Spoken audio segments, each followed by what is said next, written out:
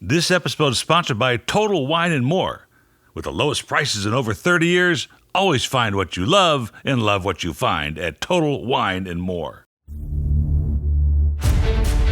Now, from high atop his desk, get ready to peel it all back and get to the root of the subject. No pun intended. With Paul K. on Wine Talks, where he takes no prisoners and calls it the way he sees it. Hey, welcome to Wine Talks with Paul K. And we are in an away game today, way up in the Paso Robles district of California. And we are here with Austin Hope, and we will get to the introductions in a second. Wine Talks, of course, available on iHeartRadio, Pandora, Stitcher, Spotify, wherever you hang out for your podcasting. We are there. Welcome to the show, Austin. It's great to have you. Thank you, Paul. Thank you for having me. Well, you know, we got a chance to come up and revisit the area. I cannot believe. For one, we had property up here. We just discussed that. We had 60 acres. We thought we were going to retire up here and build our little vineyard. And the problem is we kill everything. So we're not. Your family. We're going to talk about that in a second. Has been so successful in growing in quality grapes and making quality wine. And I was afraid that we would have brown vineyards and people would get disgusted driving by. So, but I want to ask you a little bit about Paso, because we walked downtown yesterday, and just in the few years that we've been up here, it has changed so radically. What's going on up here? People have found us. It's really what it is. It's pretty amazing. It's been going on for about 3 years. It's funny because I've been dreaming of this happening into the region for so long. I mean, Paso is all we talk. I'm involved with the Paso Robles Wine Alliance, which my parents were one of the founding members of, and it's a promotional marketing organization with that vintners and growers put their money into, and all we do is talk Paso, and for years that's what just wanted people to experience Paso. And I think it happened about 3 or 4 years ago when. Obviously we've had a lot of success with our Cabernet, and it's bringing attention to the region along with some others that are here. But there was a big fire in Napa, not this current one, but the one before, and in the summer. And we saw a lot of people that switched gears and came to Paso. And because, people's vacations are planned months and months in advance. And so when, it basically was closed up there, they just kind of like, and especially Southern California, they just like all of a sudden it's like, oh, well, let's go to this wine country. And they got here, and now they just keep coming and coming and coming. And it's like, I would joke when I'd see some of the people out there, I'd be like, hey, where have you been? What's going on? And they're like, well, we just realized that it's really not that far. It's only like 4 hours away. And I'm like, yeah, we've been here, we're waiting. But, downtown is just on fire.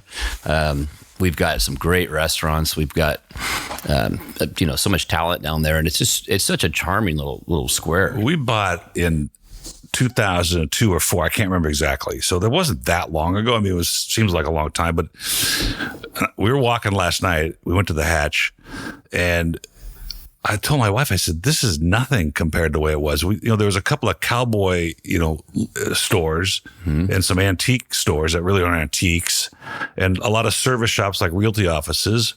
And there was virtually nothing on the other side of the square from the downtown side. I mean, right. Yeah, you're right.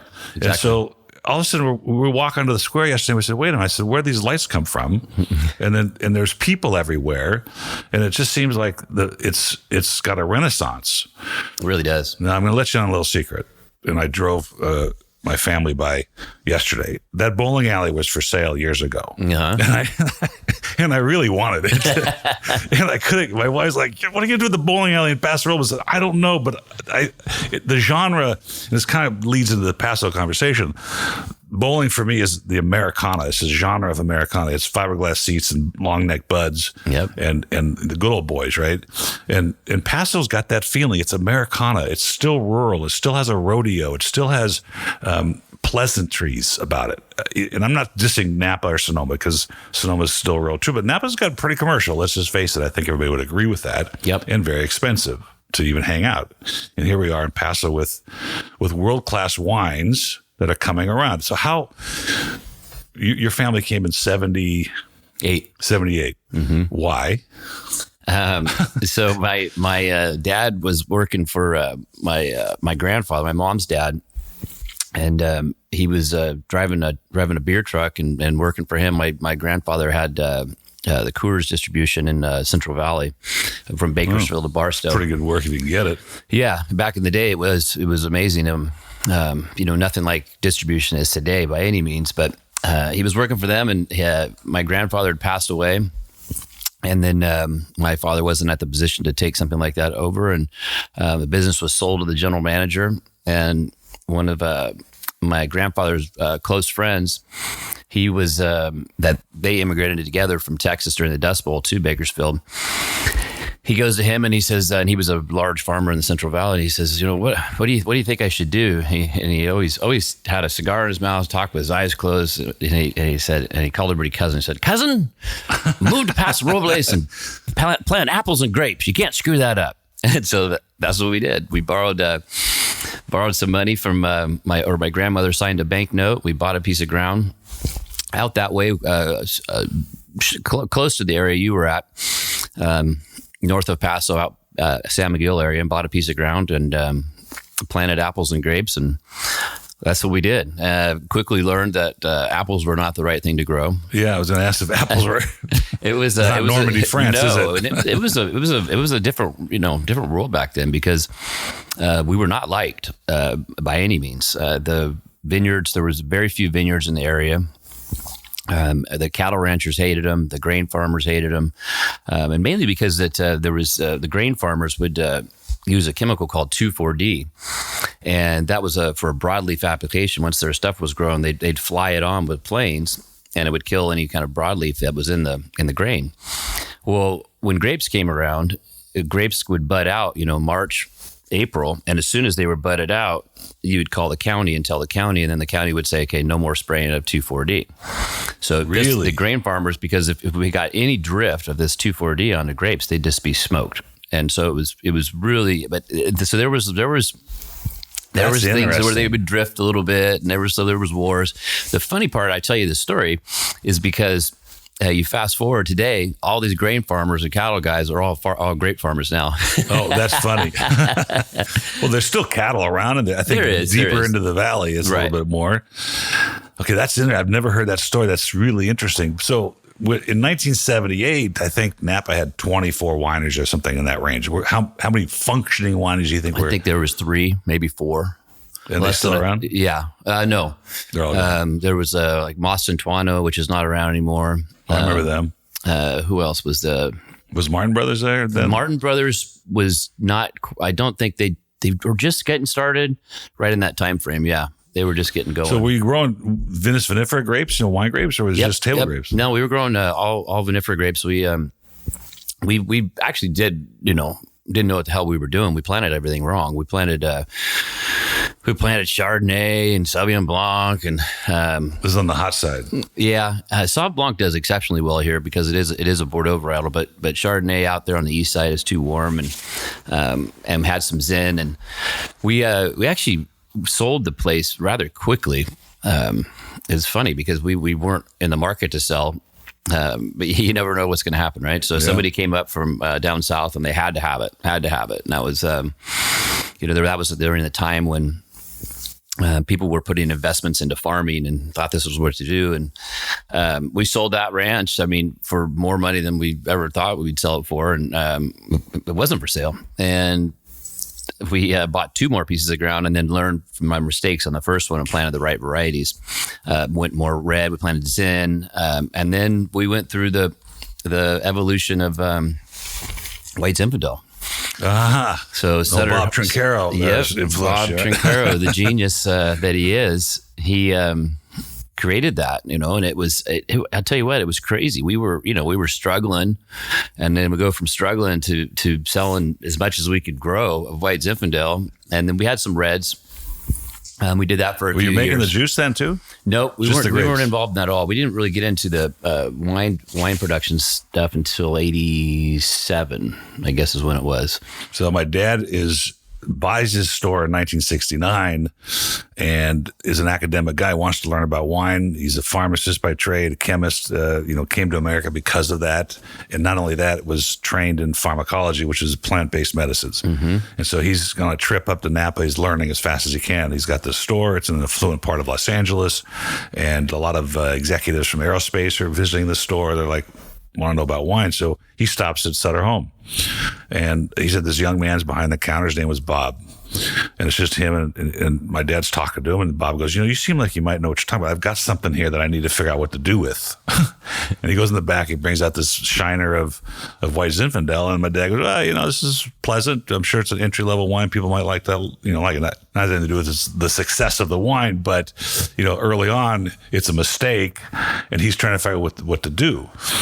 And if you fast forward that, you were having issues with, keeping the Zinfandel in stock, so to speak, right? Keeping it growing fast enough. I don't know if you know the story about Joe Franzia, should have gone to jail. Yep. And, but it was fined $500,000 for putting Grenache leaves on, Zinfandel leaves on a bed. Yeah. See by your smile, you know the story. Yeah. The joke is like he blessed it. The grapes weren't Zin. And then he said he needed more Zin. And he said, they're Zin. Yeah. I don't know what the variety was. Midnight, they were picking at midnight so they could, and the feds actually camped out at nighttime and watched the harvest as he was trying to circumvent the rules. So pretty interesting. It's really interesting. So if somebody turned him in, I would assume, I don't think the feds would be dreaming up ideas that somebody was making fraud grapes. That's right. Well, it's an interesting story since we're on it. The woman that wrote the book that uncovers all of this fraud and arson and murder actually in the wine business, the fire in Sausalito and Merced, she exposed a story about Franzia, and she says that she's still friends with the prosecutor, and the guy still kind of laments that he didn't put him in jail.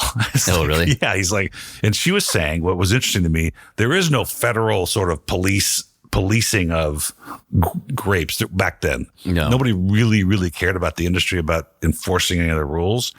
And even Rudy Kurnawan, or what that guy's name is, that forged all those wines. Oh yeah, the one recently. Right? Yeah. He just went back to Indonesia. Probably wouldn't have been prosecuted if it wasn't for Koch, because he got stung by this guy and he was just so upset that he pressed the feds into prosecuting the guy. Otherwise, he probably would have not. Yeah. Anyway, that's beside the point. So you guys are here in Paso, and you're growing Vinous vinifera. What's interesting to me about Paso is, Napa has Rutherford and Oak Knoll and the Sadleep districts. Do we do that here? And is there variation in the soil and the appellations that a consumer that's listening to the show could say, hey, yeah, that reminds me of this, or reminds me of that? Oh, absolutely. We I don't know when it was. It was probably late 90s, something like that. Maybe early 2000s. No, I guess it would have been early 2000s. Justin Smith, which owns Saxum, and I got together and we started talking about, because our estate vineyard is on the west side in what we refer to as the Templeton Gap district, and he's real close to our place as well, as a bird flies. We started talking. We were growing Rhones there, and started talking about, we think this is a special place. We should make an appellation, and so this is in our early career, and so we thought, hey, let's go do this. Let's go make an appellation. So we hired a guy.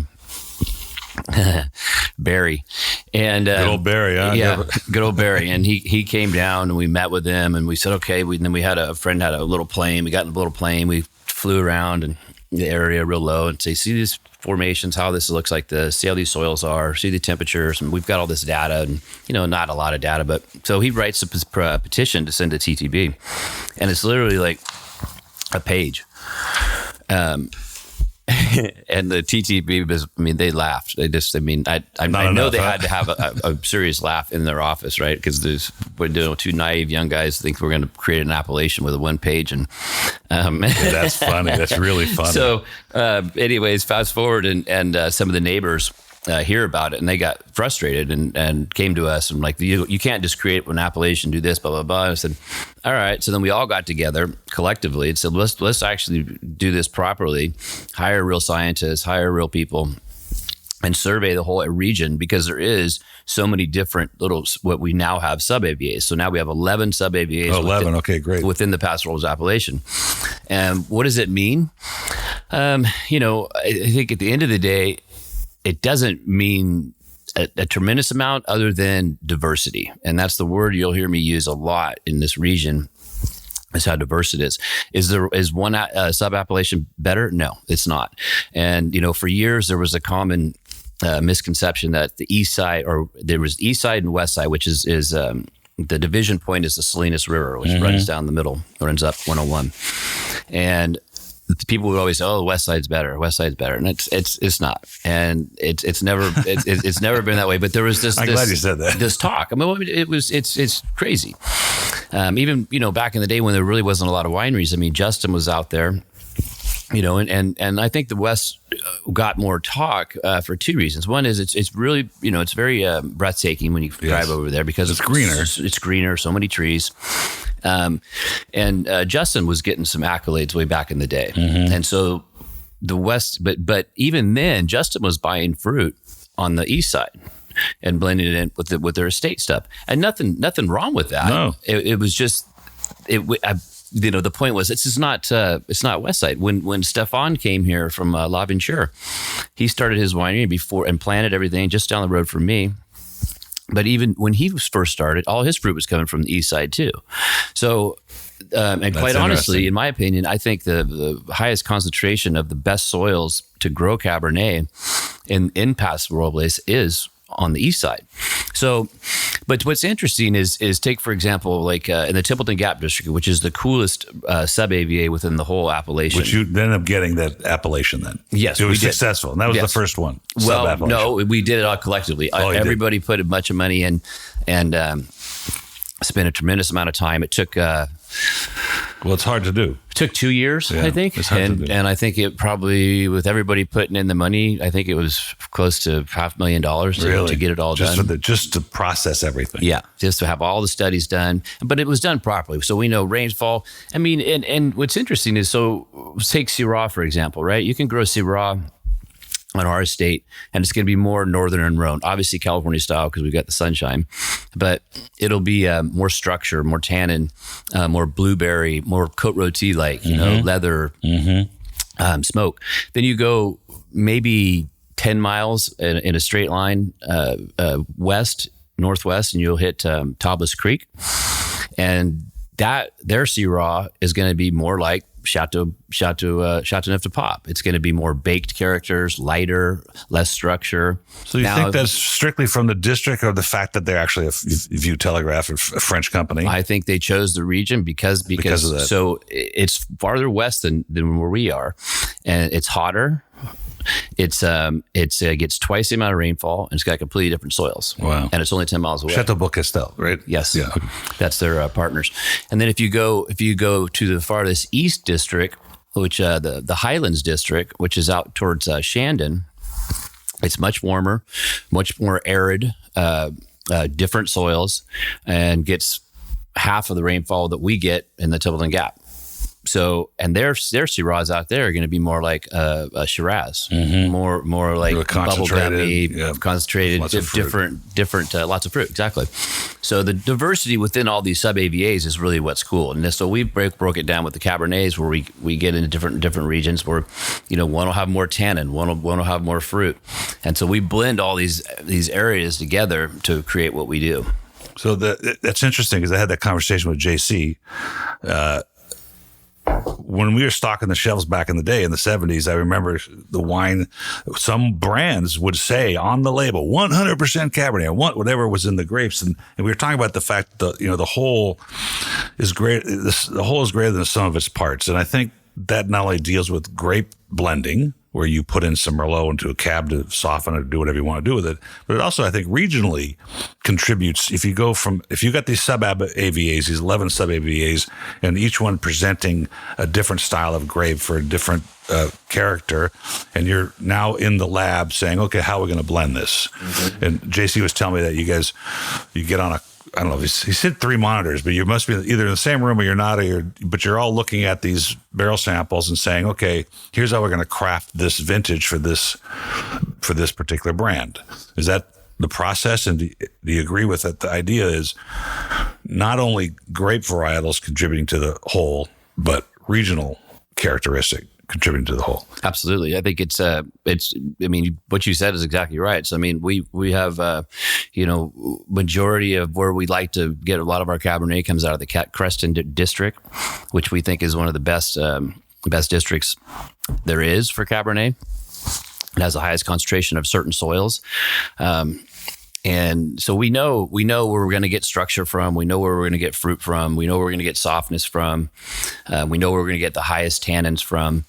And then we kind of we bring them all in. Everything's fermented on its own. Then we come in and start doing bigger blends, putting them together, which we already know because historically this is how they are. We analyze every single variety, every single grape. So we know all the analytical structures of how much tannin is in the wine, how much color is in the wine, all these different tests that we do. And then we get together and we start blending and we rate everything. So what he's talking about with monitors, it used to be, I just write on a piece of paper, like, this is what I think of this wine. And we'll give them, we used to do stars and then we did points. And then now we just do a number system, the 100-point system. And then we take that information and it's me, JC, and then our assistant winemaker, Samantha. And we all have our opinions in there. They're inputted. Then we put it all together and then we start sorting and start blending. And then when we get to, close to a blend we like, then we'll just, start playing with it. And then we'll do some blind things. And then we'll maybe add a little different variety or whatever it may need. It's interesting because the question I have here, we could talk for 2 hours easily, so try to cut that down. But the success of, for one, I can tell you that the Austin Hope Cabernet taught me, after 30 years of doing this and being in the direct consumer business, it taught me over COVID a lot about branding and about the direct to consumer business. I think we sold like 100 cases of it. That's amazing. And it was amazing to me. And I can tell you, prior to COVID, if I did the same sort of idea, I would have sold 10. Mm-hmm. And so there's a whole bunch buried in that conversation about COVID and what people were doing. But one of the conversations I had with, where my winery license hang is at Sonoma 980, which is the old, now Wine Hooligans, I think it's called. Okay. And when I had that license, so I can ship to places and make wines if I need to. But he and I were talking about the idea that the brands are the ones where people were, there was less resistance to buy online because they recognized the brand. And it made me think, because with the success of your brand, when did it feel like Paso, even Austin Hope, the Hope family vineyards, had traction in the worldwide stage of wine? Because it'll also lead into a conversation about the competition of wine and new AVAs all over the world, like China. But when did it feel like, wow, our approach, our family approach, the one you just explained, is catching on? Well, we've had a lot of success. I mean, when we took over the Liberty School brand in 1995 and created Triana in 1996, and we've been able to kind of silently grow those brands over the years, but that's hard to do, silently grow. It is. It's interesting because we don't make a lot of noise. We just go out and work and build brands. So I think that Liberty School has had a lot of success over the years, and probably more than people actually realize. And I would like to think that it's helped bring a little light to Paso. But I think really when we saw, it was with the first vintage of the Austin Hope Cabernet. Mm-hmm. For us, I mean, we've had success. I mean, but we've also, prior to that, we were down. We had bad leadership. I took my eye off the ball. There was and welcome to business, right? Right. And it is business now. It is business, and we were not making money. It was so I came in there and we just dumped the whole place upside down and restructured, put new policies in place, got better leadership in the sales team. and really focused and started cutting what wasn't working. And then we've had the idea of the Austin Oak cab for years, but I've never really spoke about it too much. But the idea was to set the standard for luxury Cabernet in Paso Robles is what the goal was, right? And so we kept pushing and pushing. I kept pushing the envelope on making this Cabernet, and didn't really involve anybody. I didn't tell JC. I didn't tell Samantha till about 2-3 years in. And then I said, okay, this is what we're going to do. We're going to make this Cabernet. And I was feeling comfortable and confident about it. And then it was like, whoa, okay, well, this is serious. Like, I'm like, yes, no, this is what we're doing. Are you crazy? No. Yeah. And so we spent another 2 years making it and sourcing and getting the right vineyards, figuring out exactly how it was going to taste, exactly how it was going to be grown, and locking up the contracts. And then what came out of it in the beginning was Triana Cabernet. And so we released or introduced that one in it was a 2014 vintage, and I put it into the marketplace, and it was essentially basically a baby Austin Hope, and it did well. But I wanted to make sure that I could do what I wanted to do consistently, because to me, success is being able to create a product that everybody enjoys, but that you can actually take it to scale if the consumer demands that it goes to scale, and not being able to, and not losing quality. You can name multiple brands that were amazing, but when they grew, they slipped. And that's to me, it was a big thing. So once everybody understood what was going on, then I introduced it, and I told my distributors that I went to what they call WSWA. Oh yeah. They hated guys like me in the old days. They hate everybody. It's I actually feel bad for distributors, right? Because they go to this national convention, which is basically their big lobbying group is what it is. Exactly. But all the wineries, all the liquor, everybody shows up and just wants 5 minutes with the distributors, right? And the distributors just are always running from meeting to meeting to meeting. So it's really it's hard on them, right? You get beat up for a few days. But so I had a meeting with a dinner meeting, and I told the distributors, there was about 10 presidents in a room from 10 different states. And I said, okay, guys, this is what we're doing. I said, we've had some tough few years. We're rebranding, we're reshifting, and this is what we're doing. We're going to make this luxury Cabernet. We're going to be the standard for Paso. It's going to be $50, and we're going to make 20,000 cases right out of the gate. And they all looked at me. It's like they just saw a ghost. Like, you got to be kidding me. And I said, that's funny. And one of them says to me, "Well, I hope you don't try and index my state on those numbers." And I said, "I am going to index your state."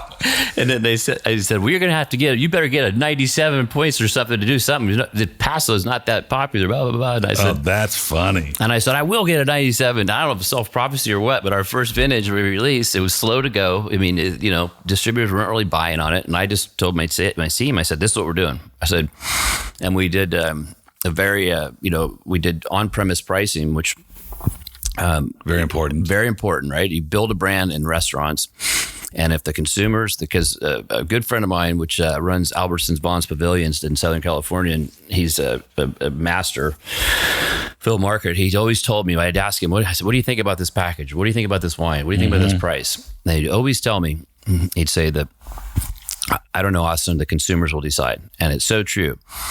And when, that's an interesting comment.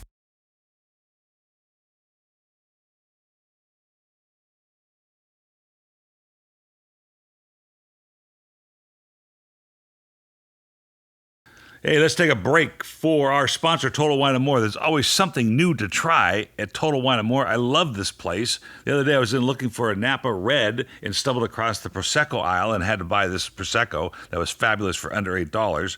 A great alternative to other types of sparkling wines.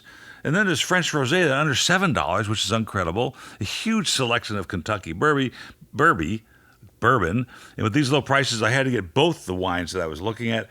With the lowest prices over 30 years, always find what you love and love what you find at Total Wine & More.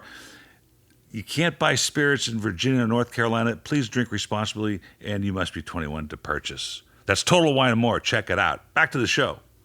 We put the wine in for to be judged and scored, and it got a 97 right out of the gate. And wow! And I was just like, holy crap! I mean, not only was it was a monumental thing because Wine Enthusiast has been around for 30 years. Yep. And they've never given a 97 to any Paso wine before. So we broke that barrier, and I was just like, wow. And then all of a sudden that just caught, and people started tasting it, and then the news started spreading on the scores, and then it just perpetuated and just kept going. So that was 17, I guess, is when we really saw the traction, and the 15 sold out faster than pretty current history. Yeah, really, very much so. And the distributors didn't know what to think.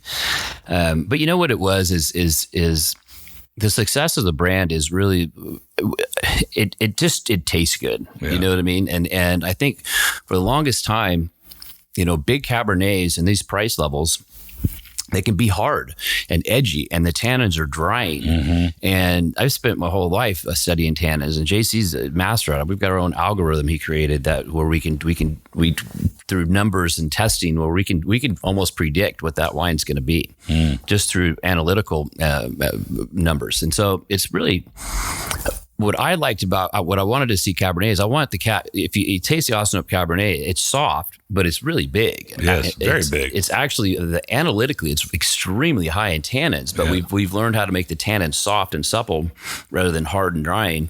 And consumer and I like Cabernet, but that was always my complaint. And at the end of the day, I'm a consumer just like everybody else. Right.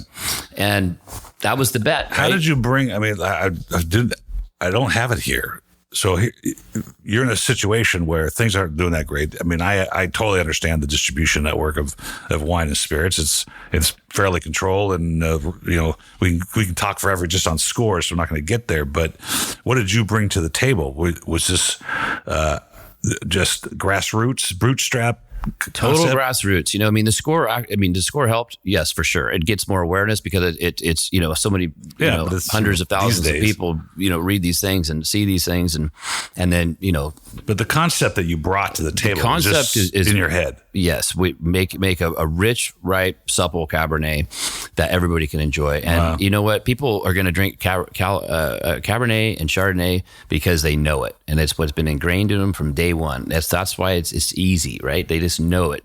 But I don't believe that everybody likes the drying, hard tannins of Cabernet. No. But so that, and then by putting a tremendous amount of money and marketing with my team on focusing on the restaurants.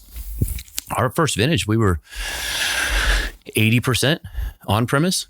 Really? Wow. So that's what drove it. Huge and number. So we just drove it home to the consumers, and the consumers just kept taking it. And that was what led to, even till this day, today, we still don't really have what I would say incredible distribution in the stores. So we're just now getting authorizations on this brand, and we're in the 2019 vintage. Started in 2015. Everything's been 95 plus. Is selling out faster than anticipated. When we still are driving in the restaurants, we're still getting the consumers, and the consumers are telling us. And now the consumers are coming to us. Did I just get the 19 or the 18? You would have just got the 19. Yeah. Okay. How much influence? I mean, there's lots of conversation that your family and the Wagner family were close. I think they're buying grapes from me one time. I don't know the whole story. I'm just going by what the distributors told me. Was there an influence by the Wagner family over the Hope family vineyards, and when it comes to grape buying, grape purchasing, grape growing? We sold grapes to him. That's how we met. Yeah, and then and it was for the Liberty School brand. He was bringing that back out, and that's how we got into the wine business for real.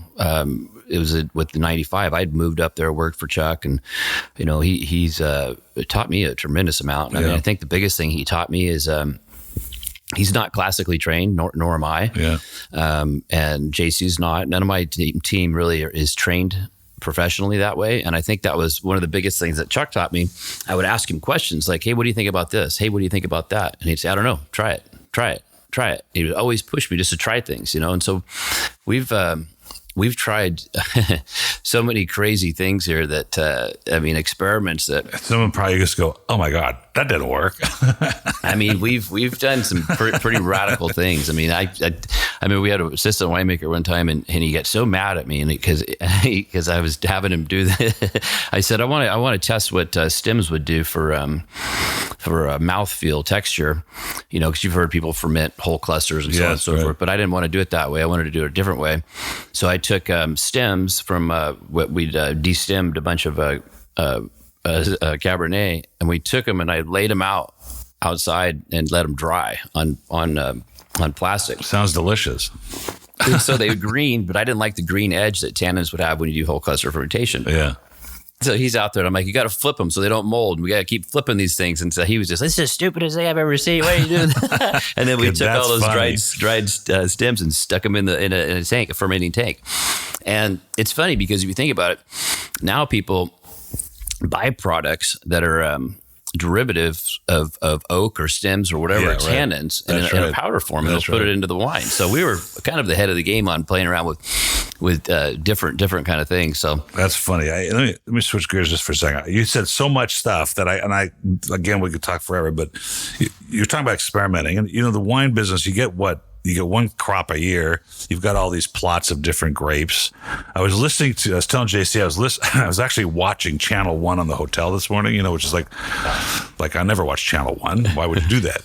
But Doug Ayers, the guy that owns the hotel chain, is walking through the hotel, going through some stuff, and he I don't know why he cut over to this guy talking about Bordeaux.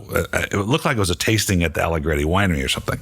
And he says, yeah, they put Tannat, the Bordeaux makers put Tannat in their wine. And I thought, I've read a lot and I've studied a lot. I've never heard anybody tell me that they put Tannat in a Bordeaux and that they would ship it up river and, do that. But that notwithstanding, are you all for trying grapes that necessarily, people wouldn't think would do well here, like maybe bring Croatian grapes over or Caucasus grapes, or trying things? We absolutely. So I think there's a couple of interesting things happening right now. These non-varietal, to be determined what they're called, that Davis has been working on for years are pretty interesting. They're basically started because of what's called PDR, Pierce disease. Mm-hmm. And these are called PDR, Pierce disease resistant. So they've figured out how to crossbreed all these different varieties to create basically a super grape. It's crazy. They're doing it with white and red, and I don't know. Honestly, that could be the future. Because red blends are popular, so you could create, where you get into these areas where you have so many issues with different diseases that we've got to replant our vineyards every 10 years, 15 years, which is very economically not great. Mm-hmm. Not to mention the time you lose in doing these things. The future might be these non-varietal wines, because I've tasted them. They're dark, they're rich, they're good. So that'll be interesting. I think other varietals we are doing right now is Graciano. Yeah, I just saw that on your thing. That was an accident actually, but unfortunate. All the tasting room staff call it a happy accident, is what they call it when they're selling it, because it was it's a Spanish grape. Yes. We originally wanted the new what's called Moristel or a Monastrol clone of Mourvedre. Mm-hmm. And it finally got cleaned up and went through quarantine, and we were on the short list in the very beginning to get it. So we got a little bit, planted 4 acres of it.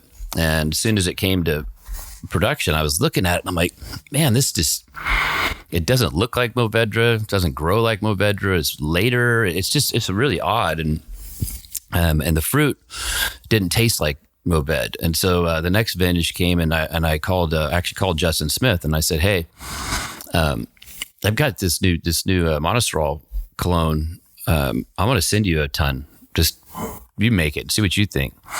And he says, no, you don't have to. He says, I have some.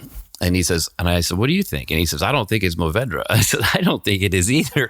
And he sent it in to UC Davis to get DNA'd, came back, and he sends me a text. He says, well, it's not Monastrol, it's Moristel, which is Graciano. Mm-hmm. So we figure because of the so similar, it was probably on a Monday, and the butters were maybe hung over, and they came in to get the budwood to bud. Okay, that's funny. And they said, okay, I need you to bud all this monostrol. And they looked and said, monostrol, Moristel, and they grabbed the Moristel. So anyways, I was very frustrated with it. It took a while to figure out how to make it because it is such a different wine. I mean, it's black as night. It's got super high acid. It's, the ripens different. The tannins are different and the flavors are different. So it took us several years to figure out how to make it properly. But that's a good example of a new variety coming into a region that nobody really knew how to do. And everybody's like, oh, it's a good blender. I'm like, no. I mean, it has to be a standalone grape in my mind, or it's not worth having.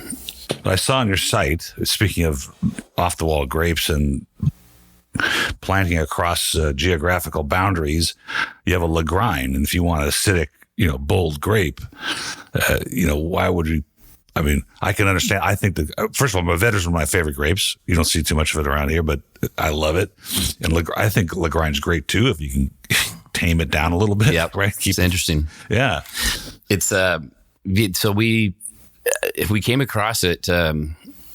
By accident, really. It was, we get, samples shipped into us daily from bulk people that are trying to sell wine and so on and so forth. And we saw on the list, Lagrein, and they sent it to me. I'm like, huh? And JC tasted it and he goes, you got to try this wine. And so I came in and tasted this. Wow, this is really interesting. I've never tasted anything like this. And the smell alone, I can't even it's hard I to couldn't describe. write tasting notes about it at all.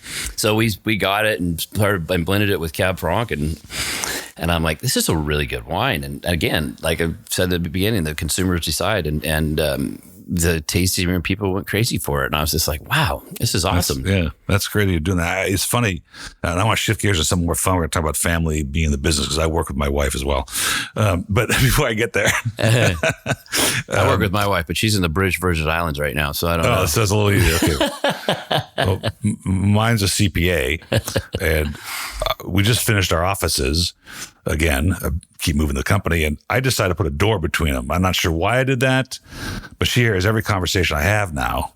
And being that she's the money person and she watches every penny, and I'm the guy that's like, spatial all over the place. It sometimes doesn't bode well. So sometimes she just gets up and closes the door and just doesn't want to hear it. But I'm going to go back. I went and scoured our newsletters from the 70s and the 80s, and I'm looking at some of the wines that were Paso based back then. So in 82, we featured the HMR Pinot Noir. And the reason I brought this up is some of these varietals. And by the way, that HMR Pinot Noir is the one that I think DRC sued them because he copied the Domaine Romanée-Conti label. Oh, yeah. And it was a big problem. Okay. So this was the 75 Pinot we featured in 82. There was a Zin that we featured from Ridge that was Paso. There was a Franken Riesling, a 75 that HMR had made late harvest. So that's why it was 75, but Franken Riesling, a Chenin Blanc from Martin Brothers, a Nebbiolo from Martin Brothers, and then another Chard or Pinot Noir. So these are unusual varietals. I mean, who's ever heard of Franken Riesling anymore? But Pinot Noir doesn't seem to be a huge varietal for Paso. Zin, I can understand.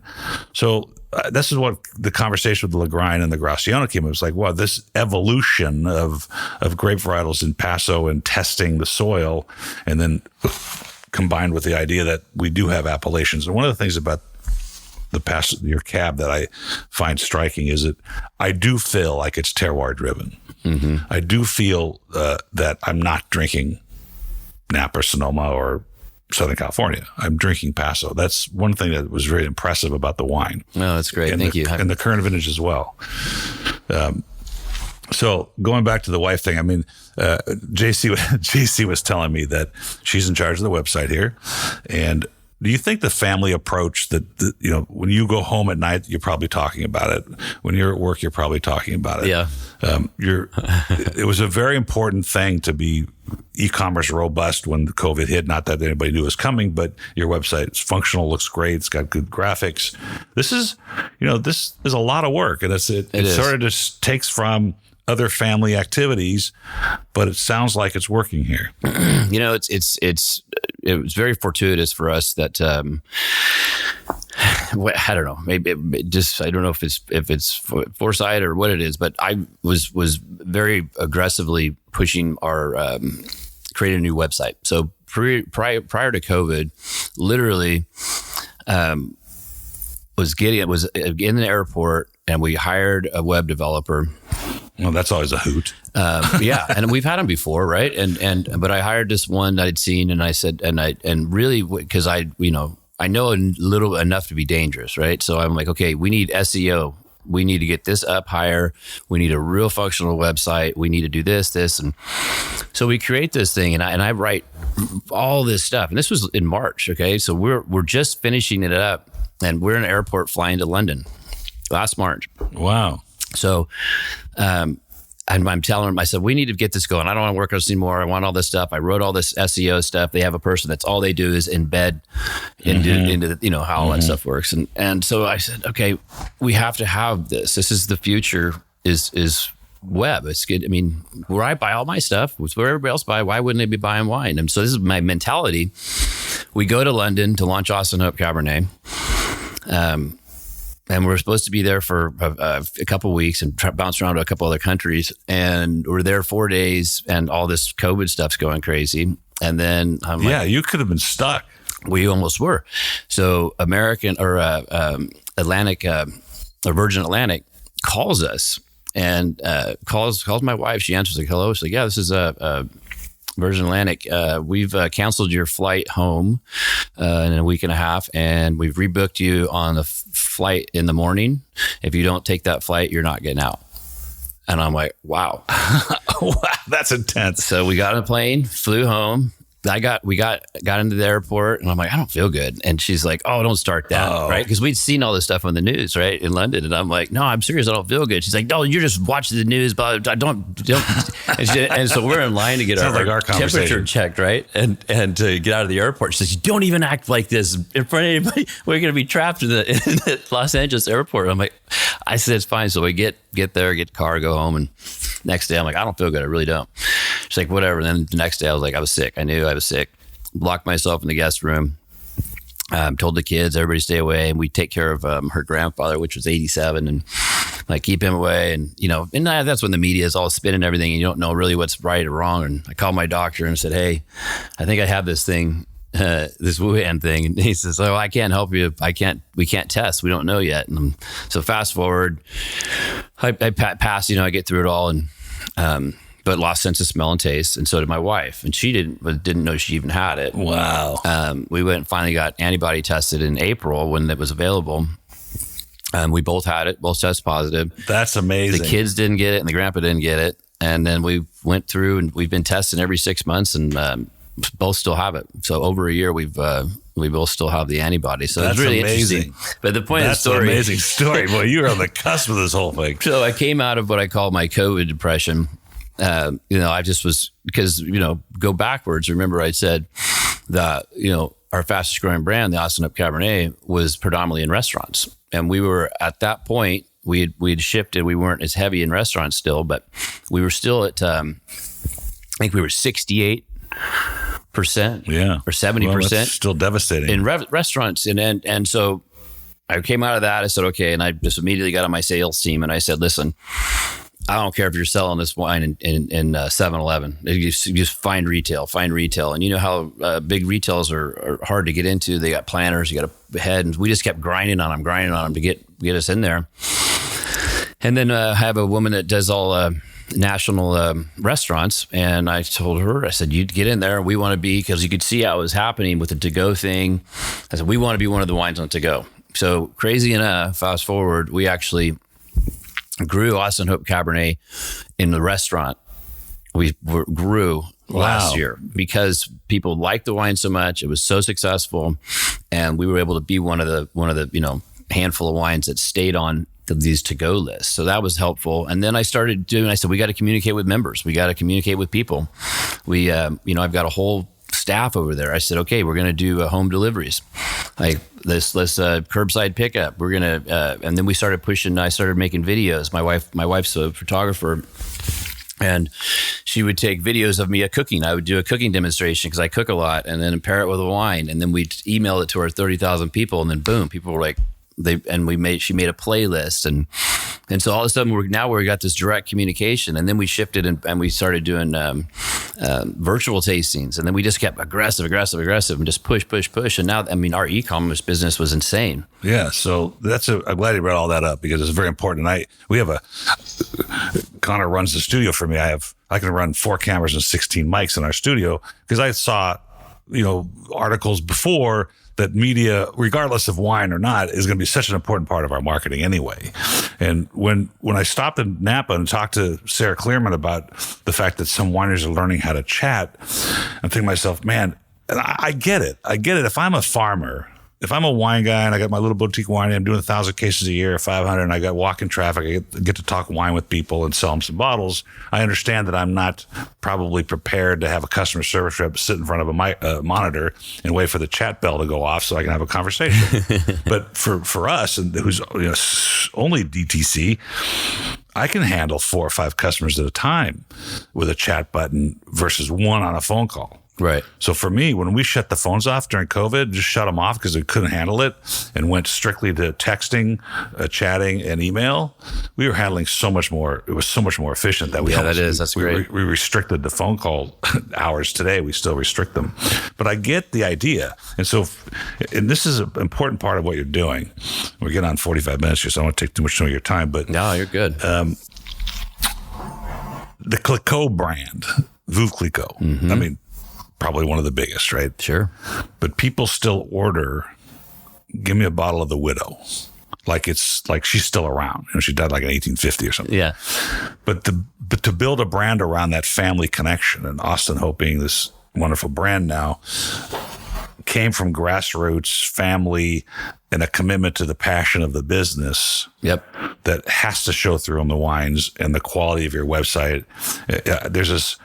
There's a book called The Moments of Truth. Mm-hmm. And it's about, I think it's Swissair, one of the brands back in the 70s that turned the funnel of decision-making upside down. And so you put all the frontline decision-making at the desk where the customers were, mm-hmm. not at the executive level. Yep. And also goes on this premise, like every single thing you do that could draw an impression of what you are as a company needs to be polished. You're not going to get them all. But if I walk into the winery tomorrow and there's a cigarette butt on the thing, that's an instant impression that I can control, but may not have seen. And you have to be aware of these things, right? It's funny. I was picking up cigarette butts in the parking lot of our tasting cellar yesterday, and when my manager, she walked up and she went, "Oh, don't do that." I said, "Well, somebody's got to pick these cigarette butts up." That's good. See, that's what I'm talking about. That's what it takes. You and I have to be on the forefront of showing our customers and our staff that this is who we are. Yep. And it comes through in your product. It's amazing to me that the quality of your product, the amount of growth you've had, and the continued imagery that Austin Hope presents to the public is fascinating and really inspiring. Very fortunate. Because that's hard. It's hard to do. I don't think people understand. There's not a lot of people in a winery.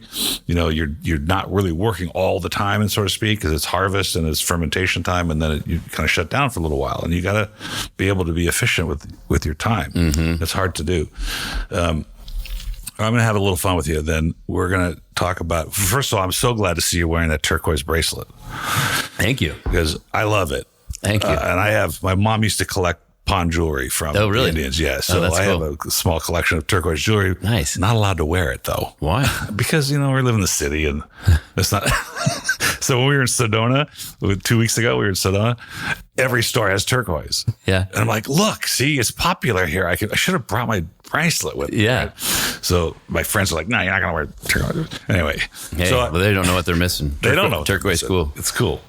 So I got this book here. It's called Wine is the Best Medicine. It's from Dr. Murray. He's a French doctor, actual MD. This book was written in the 70s, actually originally in French, and then was translated to English. Why my dad has it in his collection, I don't know. But my dad was a prolific reader, and his library of wine books is incredible. And I just grab books once in a while just to see what it is.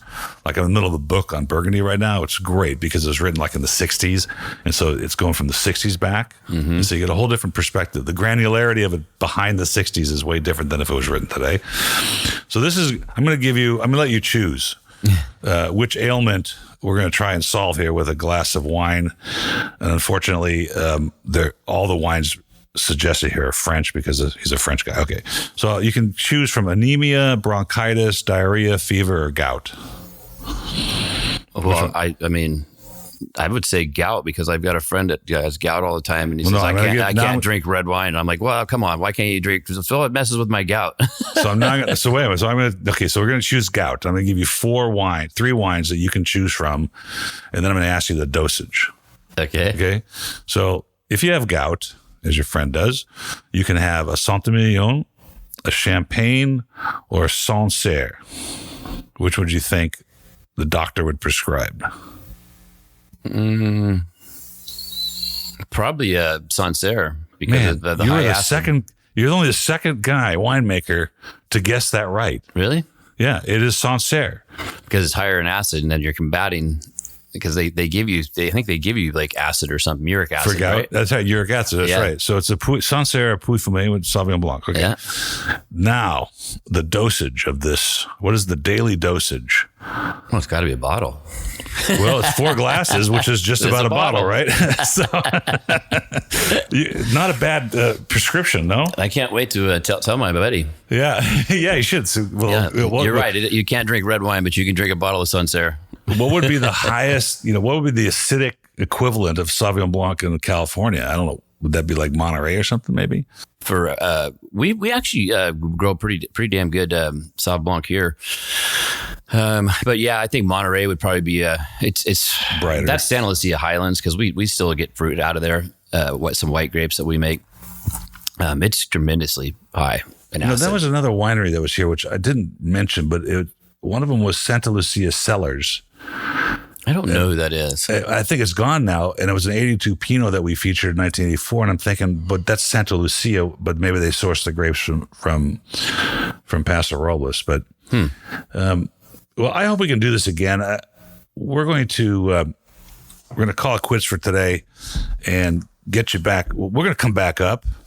My wife and I were talking about last time we were here, we stayed at Bianchi's. Bo's a friend of ours. Bo's place. And in fact, I was going to interview him while we're up here today, but I thought, well, I'll just go to Orange County next week and do it down there. He'll be down there. So he's a good guy. But there was a Martin and Weyrich was. Yeah, Martin Weyrich. Yeah, Weyrich. Yeah. Now, was that part of the Martin Brothers group? Okay, so they're on whatever street we're on. What's the name of that street we're on? Up the road was like a little B&B. Mm-hmm. And now it's called Cali Paso, I think. Oh. Just past Allegretti. Okay. That's where the Martin Weyrich little B&B, which was beautiful at the time. We were going to go drive by there today and see if it's still as nice. So, where the Riaboli family? Yeah, Santos. I'm an old friend of Santos. Okay, so that tasting room right there. Is theirs, right? That was the old Martin Weyrich tasting room. Yeah. Okay, so that was their tasting room. And then you go down the road further, whatever street that is, and they had a little B&B. Mm-hmm. The reason we bought 60 acres in 2002, whatever it was because of Santo. Huh. His San Antonio winery being, the only licensed winery in Los Angeles, and he and I become friends. I hate to tell you this, but I'm like one of the first people ever to buy Stella Rosa. Is that right? Yeah. Yeah. Why not? Well, it was good. We're not going to comment on. Let's put it this way: he's doing like 3 million cases or something ridiculous. You know what I mean? Yes, one of those things. People like it, and that's the thing that bothers me with wine is the pretentiousness. You know what? If I'll tell you, sir. So I was at a wedding. God, this is 15 years ago. 20 years ago. And they were friends of ours. And so we gave them some wine for the wedding. And I didn't really know that many people. And I sat down at this table to eat. And it was an older woman. And I think she was related somehow. And she's sitting there and the Liberty School's on the table. And I don't know her. I'm just watching her. And she poured herself a glass. She's probably late 70s, early 80s. Poured herself a glass of Liberty School Cab. Tastes it and kind of... puckers up a little bit and then looks around the table and there was, an iced tea, sugars right there. She grabbed a sweet and low, ripped the top off, poured it in the Cabernet, turned it, swirled it around, and then tasted it. And she's like, this is really delicious wine. Oh, and my I'm like, goodness. but I can't judge that woman. That woman, that's what she wants. She wants her wine sweeter. Well, and that's what Stella Rosa does. I mean, and there's a time and a place for everything, right? And that Stella Rosa might be fine for a wine guy like me that you pour it on ice or something like that as a little aperitif. Yeah, no, I agree with you 100%. What's Lillet Blanc, right? I mean, that's a sweet. That's true too. White wine. So I think all these sometimes in the wine world, the pretentiousness and the intimidation factor of it all, to me, it bothers me. It's what people want, let them have it. Yeah, I agree with that. Not judging. If Santo's listening, because he does listen once in a while, it's the green apple Stella that's kind of, there you go. Because it gets under my skin. But no, I agree with you. The wine drinking public, if you ask the Wine Institute how many people drink wine, they would say 25%, something like that. So 100,000 people, you ask, 25,000 drink wine, but that includes the woman that puts sweet and low in her Cabernet, and it includes the collector. So we have a fine line to draw, not a fine line, we have a broad line to draw to bring people into the fold, to learn about wine.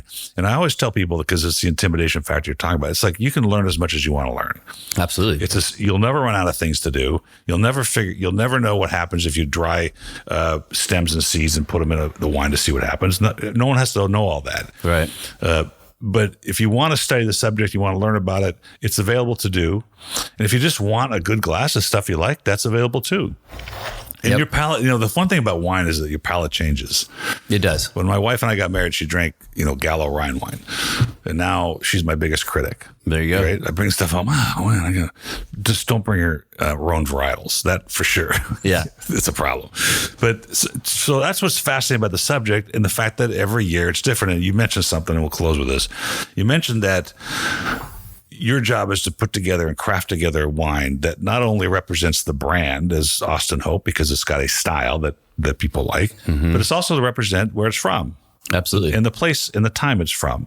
And that's not an easy job to do. And the listeners should know that this takes passion, energy, commitment, to not just throw out there, oh, well, right? Yeah, absolutely. Just going to put it out there.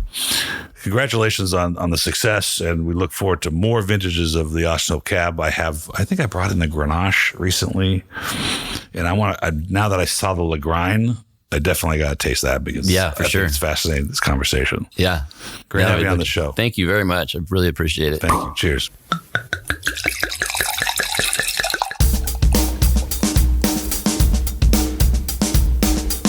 Thank you for listening to Wine Talks with Paul Calvin. Don't forget to subscribe, because there's more great interviews on their way. Folks, have a great time out there in the wine world. Cheers.